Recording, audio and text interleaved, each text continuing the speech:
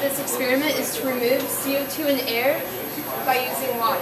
So the way this experiment works is that you feed water to the top of the column, and this packing here increases the retention time that the water stays in the column.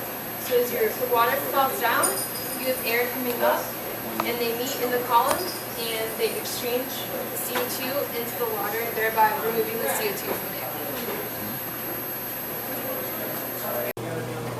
Hi guys, my name is Wes Pride. I'm going to talk to you about the apparatus, the experiment we're working on right now. It's a distillation column.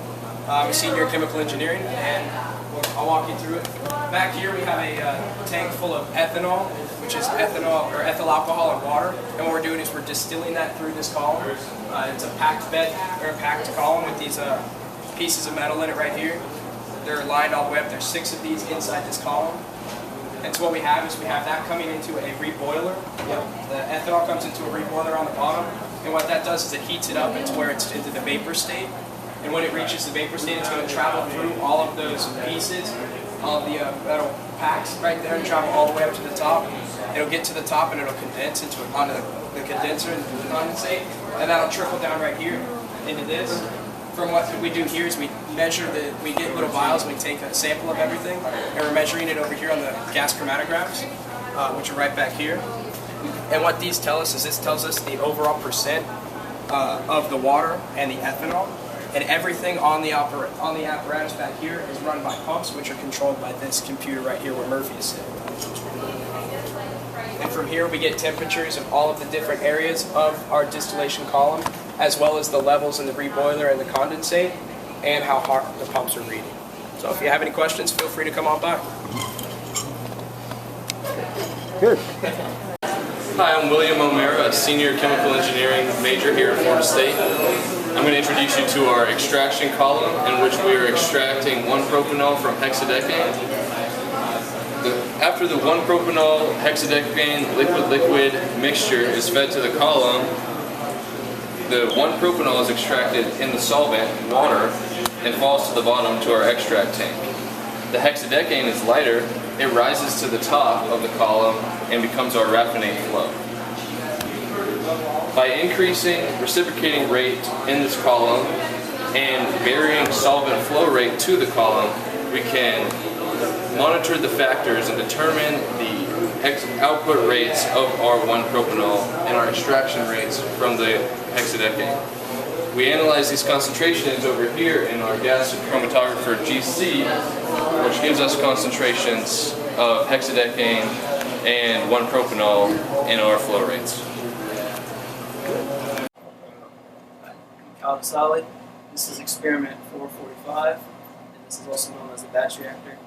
In this experiment, we are varying the concentration of sodium acetate and propyl acetate. So we have 2 different concentrations. So the trend you're trying to get in this experiment is that as concentration over time will decrease. So this is the trend we're trying to get. We're putting 2 doses of propyl acetate. So in the beginning we put a dose, the concentration will go down a little bit, and it's going to reach a steady state. Then we're going to put another dose to reach another steady state, and that'll be our final concentration, and the reaction will have fully completed.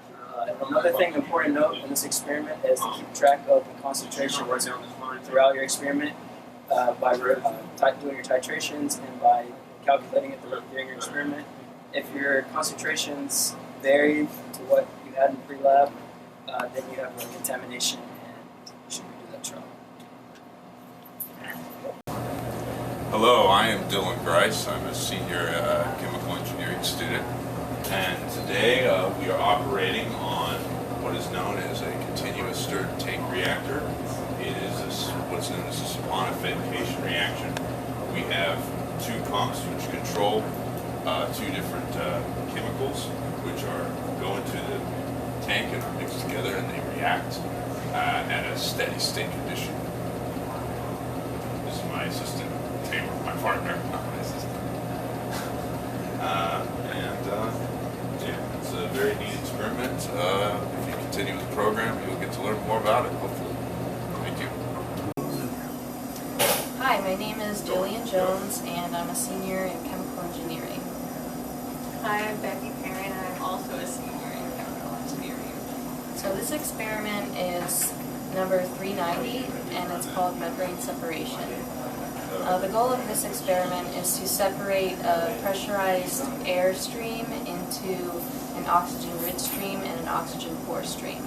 Our hypothesis is that the oxygen will diffuse faster through the membrane than the nitrogen will. The feed stream enters the system through here and goes through a series of tubes to separate the oxygen. This is the oxygen-poor stream. This is the oxygen-rich stream. They can enter the volumetric flow meter to measure the volumetric flow rate of any of the streams. You can convert that to the molar flow rate by using the ideal gas law. This is the oxygen sensor.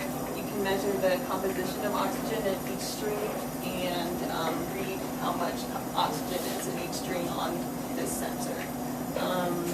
The temperature of each stream can be measured on the thermocoupler reader right here. And